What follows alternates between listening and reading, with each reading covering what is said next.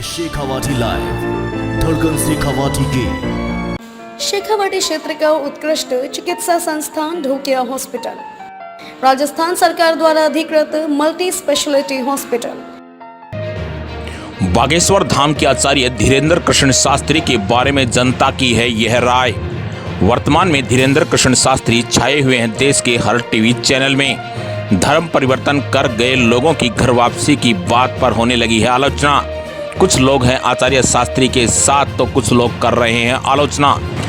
वर्तमान में बागेश्वर धाम के आचार्य धर्मेंद्र कृष्ण शास्त्री सुर्खियों में है। समाज के हर तबके के लोग शास्त्री की चर्चा करते हुए देखे भी जा सकते हैं। वही सोशल मीडिया पर भी आचार्य छाए हुए हैं। लोगों के भूतकाल को बताकर उनकी समस्याओं के निदान के लिए आशीर्वाद देने वाले धीरेन्द्र शास्त्री लाखों लोगों की आस्था भी हैं। शास्त्री की बढ़ती लोकप्रियता के बीच उनसे ईर्ष्या रखने वाले लोगों की संख्या भी कम नहीं है। आचार्य धीरेन्द्र शास्त्री द्वारा बनाए जाने वाला पर्चा एवं उनके दरबार में आए भक्तों की पीड़ा का कितना समाधान होता है, यह तो यक्ष प्रश्न है। लेकिन इन सभी के बीच शास्त्री ने हाल ही में धर्म परिवर्तन कर सनातन से दूर हुए लोगों से जब उन्होंने घर पर वापसी का आह्वान किया, तब से आचार्य को लेकर चर्चाएं तेज होने लगी हैं। इन सब पर आरोप प्रत्यारोप के बीच जनता से उनके बारे में जानना चाहा। आप भी देखें लोगों की क्या है राय। रतनगढ़ से शेखावाटी लाइव के लिए सुभाष प्रजापति की रिपोर्ट। हम माइंड रीडिंग कर रहे होंगे, पढ़ रहे होंगे या हमने बुला लिए होंगे। अब इस अंजाम को आप देखिएगा।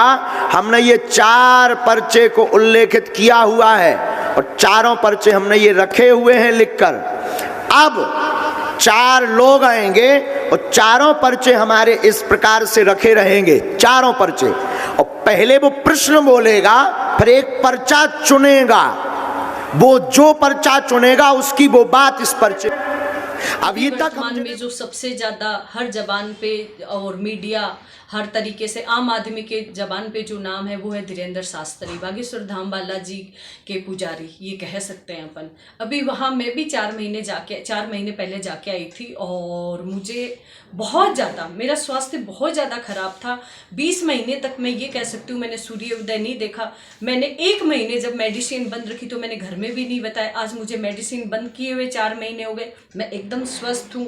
रही बात लोग कहते हैं वो ठग हैं, वो अंधविश्वास फैला रहे, ऐसा कुछ भी नहीं है। जो ये लिख रहे हैं ठग हैं, तो बस उनसे एक ही सवाल है, उन्होंने क्या ठगवा दिया, उन्होंने उनको चढ़ावे में क्या ऐसा दे दिया जो उनको ठग बोल रहे हैं।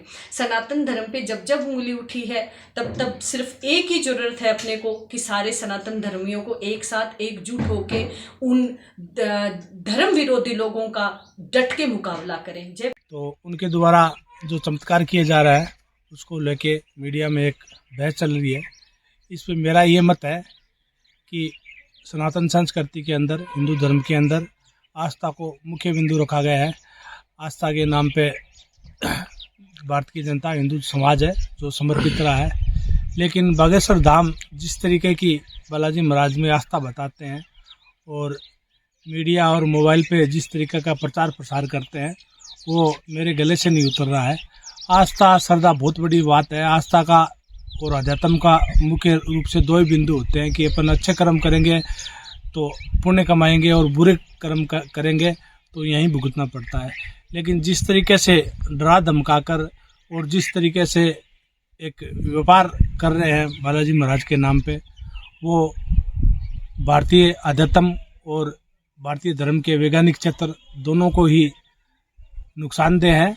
और अगर इस तरीके का प्रोपेगेंडा धर्म के नाम पे चलेगा तो भारतीय धर्म, भारतीय सनातन संस्कृति के प्रति लोगों की आस्था कम होगी। अभी मैं बागेश्वर धाम महाराज जी के वहाँ पे 3 महीने पहले गई थी। मेरे घुटनों में बहुत ज़्यादा दर्द था, मैं दवाइयाँ लेती थी पर बिल्कुल भी आराम नहीं था। मैं जो ही वहाँ पे बालाजी महाराज के वहाँ पे गई और महाराज जी का दर्शन किया और महाराज जी के वहाँ पे फेरी लगाई, मेरा पूरा दर्द ठीक हो गया। और वहाँ तो जंगल में मंगल है, जो बालाजी महाराज का चमत्कार है मैं वास्तव में वहाँ पे देख के आई हूँ।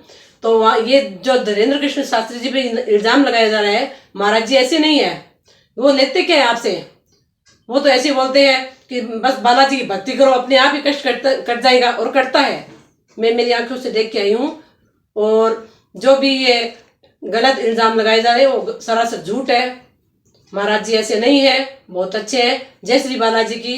देखिए, जो बाबाओं पे जो आरोप लगाए जा रहे हैं उनके पर जहाँ तक कितने सही कितने गलत है ये तो आस्था का विषय है।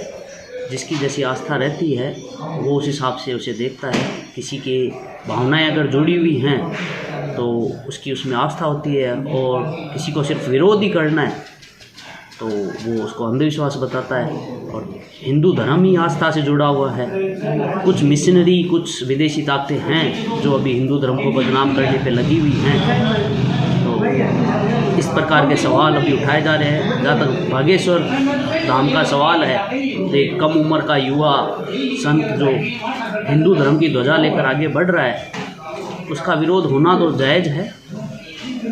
अंधविश्वास और विश्वास ये सबके व्यक्तिगत मत हैं। इस पर किसी प्रकार का आक्षेप या किसी प्रकार की धारणा हम स्वयं बनाएं, ऐसा उचित नहीं है। नमन करता हूं। धीरेंद्र कृष्ण शास्त्री पर लगाए गए समस्त आरोप निराधार है। उनमें किसी भी प्रकार की सत्यता नहीं है, क्योंकि धर्मो रक्षति रक्षता है। यदि हम धर्म की रक्षा करेंगे तो निश्चित ही धर्म हमारी रक्षा करेगा।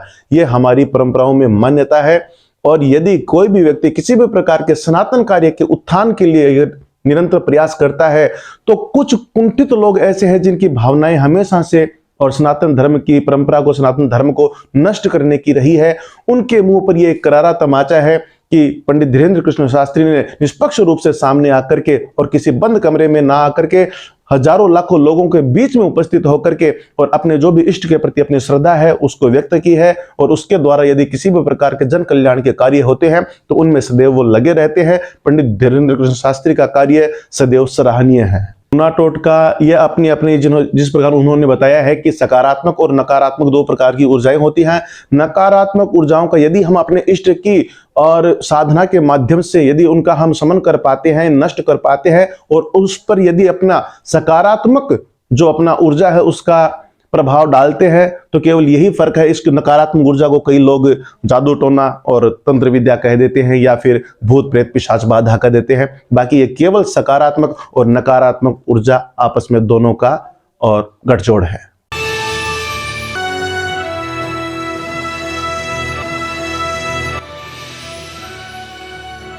ये है शेखावाटी लाइव, धड़कन शेखावाटी की